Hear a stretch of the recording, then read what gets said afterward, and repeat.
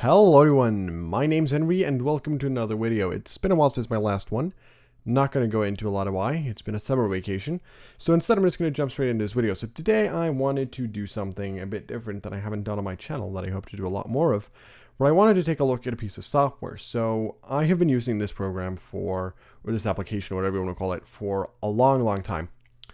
I used it when it was in beta, when it was free, and earlier this year it exited the beta phase and became an actual product that you had to purchase. So I immediately purchased it and I've been using it ever since, and even before that. So I thought for today's video, why not, show you that application, because it saved me so much time and I think it deserves some more highlighting than what it's already gotten. So the app in question is this one right here, IconJar. So let's just go ahead and open that up. So it loads really fast. That's a big advantage. Let me just get this dock moved so we can get this in all its full screen glory, like that. So, IconJar, as kind of the name suggests, is a jar for all your icons. So the cool thing about this app in my mind is that it works for so many different people. Like, I think there's sort of a general thing where a lot of apps have a single use case. Adobe apps is a great example of a series of apps that isn't. You will have so many different people using Photoshop, so many different people using Illustrator. You'll have graphic designers using both of them, but you'll have icon designers and font people using Illustrator. You'll have web designers using Illustrator. You can do so many things in these programs, and I think IconJar is a great example of that, because again, it's one of those programs that it does something relatively simple, but by doing something that simple, it works and can be used by so many different people. I use it for a lot of different things, but if you have a very specific use case for it, I still think IconJar can be worth it. So I made miscellaneous here, and there's nothing here. So let's go ahead and look at something that comes with IconJar. So this is Google Material Icons.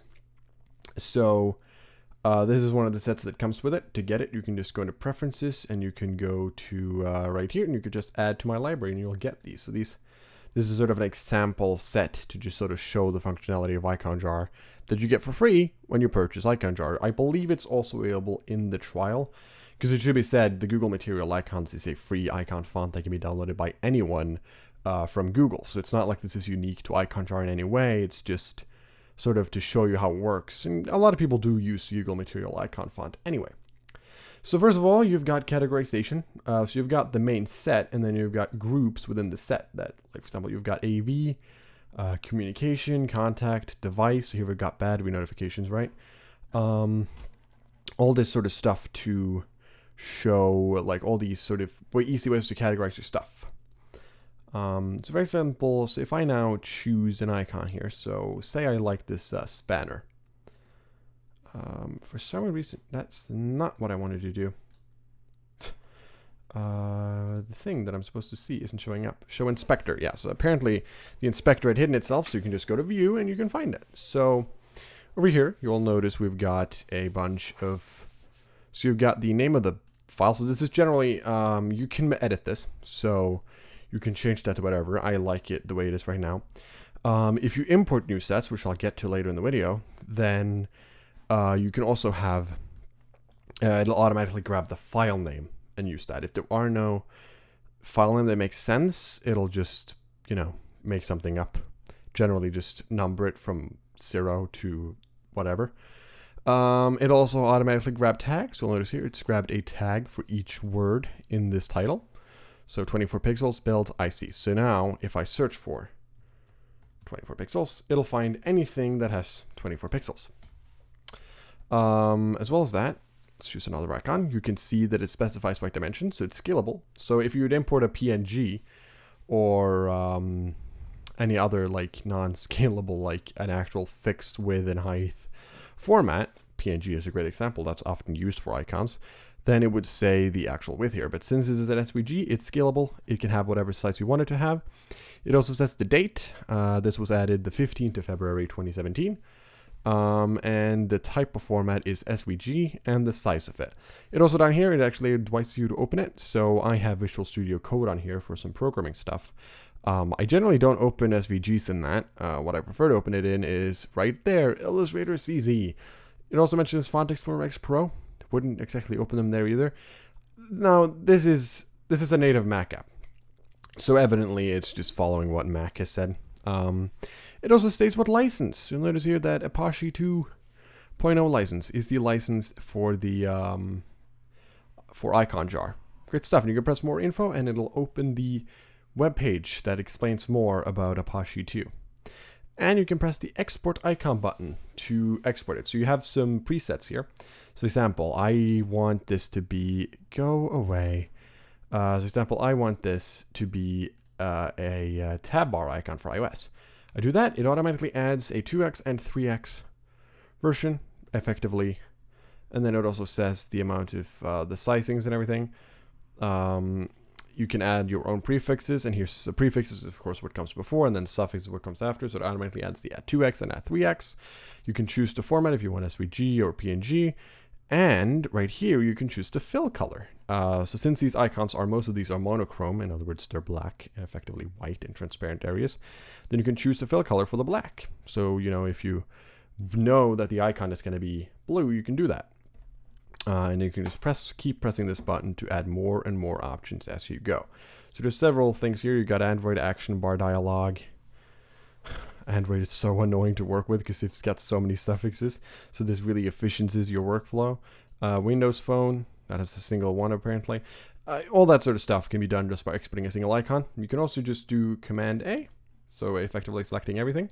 Once again, you can use export here, and you can do it a bit quicker by just saying export as PNG or whatever. Or you can once again press the export button and the window will show up, and you can tell that I want a sidebar icon. And then when you press export, you can choose a folder, and it'll save every single icon with all of this in a folder. Might take a while though. So yeah. So I have a few other icon sets here that I wanted to go through. So for example, a good example of this is I have the Adobe icons. So these are something that I've kind of ripped from the applications, from the media applications in Adobe. I use these when I work on projects where I need to use the icons. Generally, when I work on showing people how to use the software, it's nice to have access to actual icons.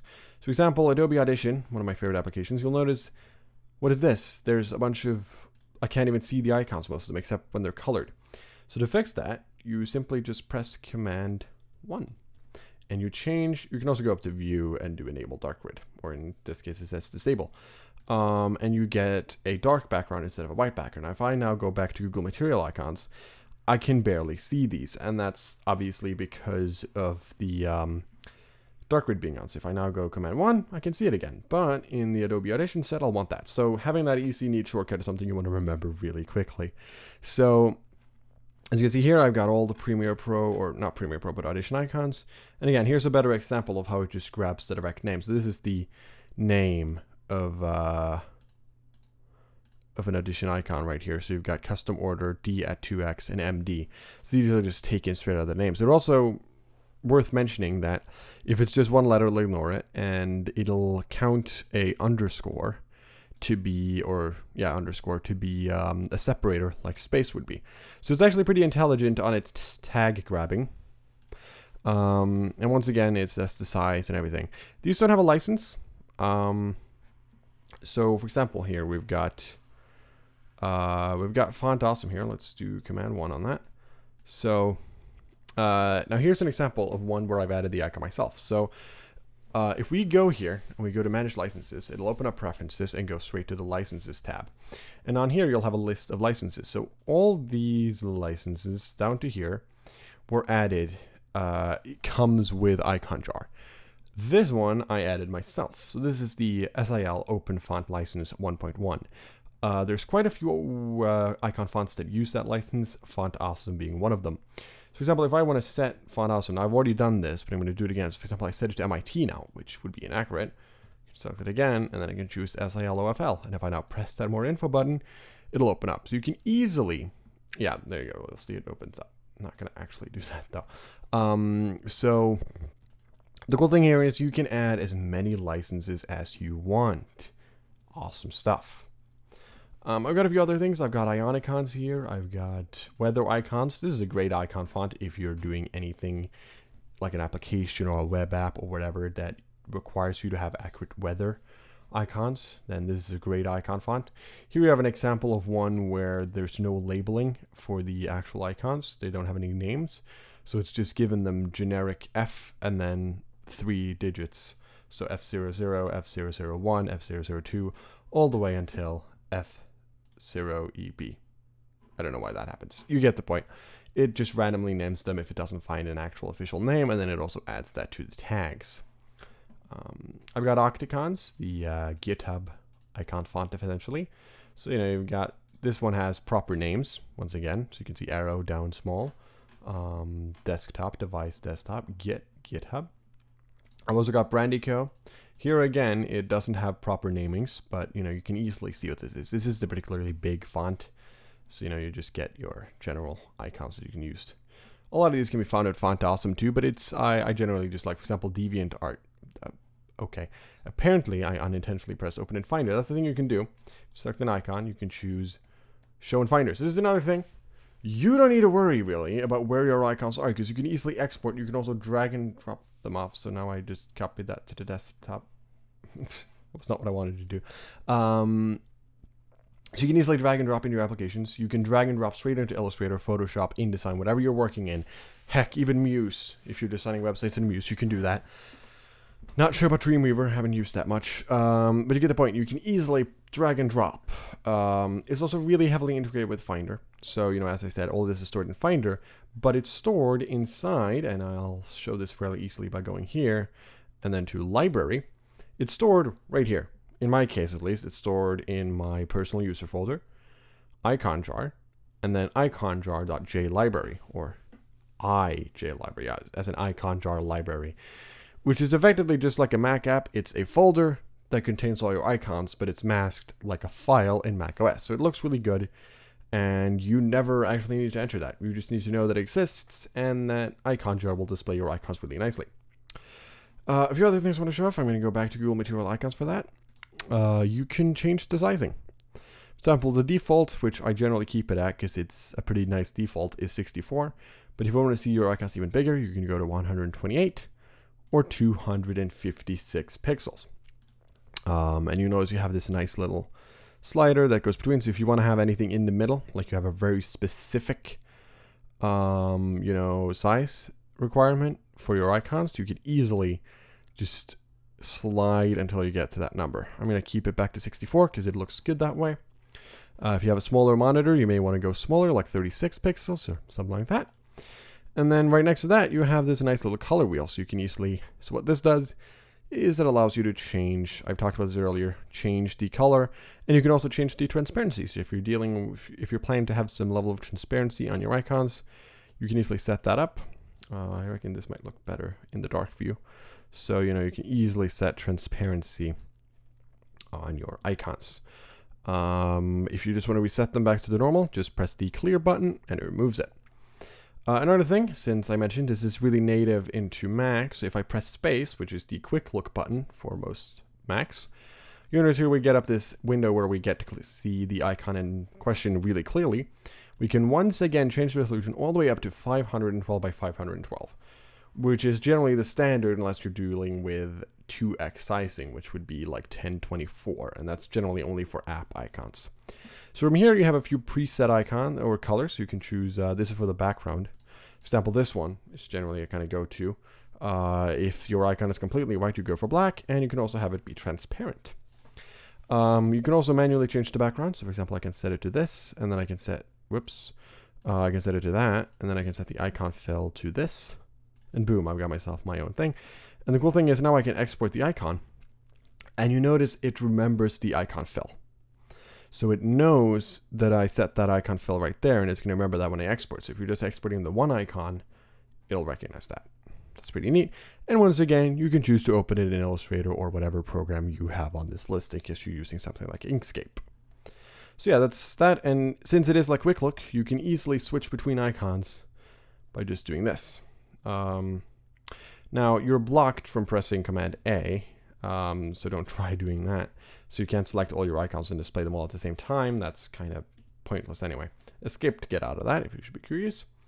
So again, I mentioned grouping. So just to make an example here, To make a group, you can just go up here, press the little arrow down in the corner, and you can choose new group.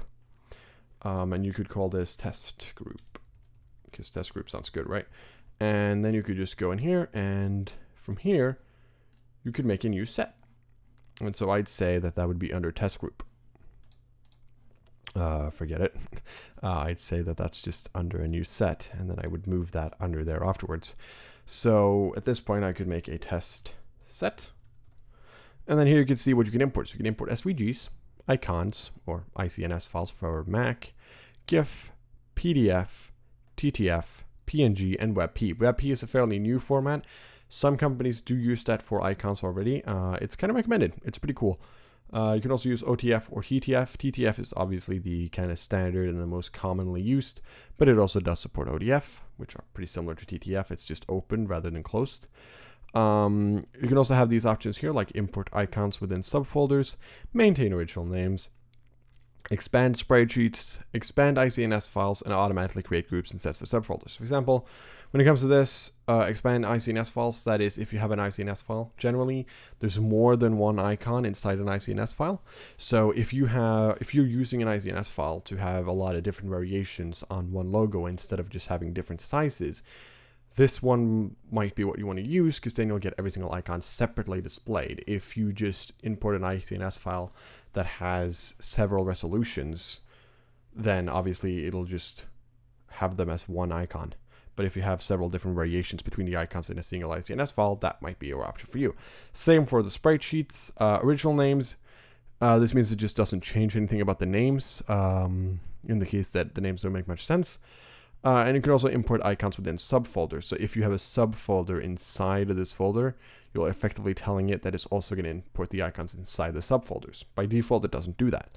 And automatically create groups and sets for subfolders. So again, these two probably don't clash too well together, but essentially if you have subfolders and you select this, it'll automatically take the title of the subfolder and make that a group, and then place the icons inside that group, and then all of that will be inside a bigger group. So effectively, you automatically group things. So if you already have a bit of order in your icons, that might be a good way to do it. So let's just go ahead and create an empty set without browsing for any icons. That'll just open a Finder window where you can choose your icons. Just choosing any of these things will work, or just a folder containing any of these things, and it'll import them.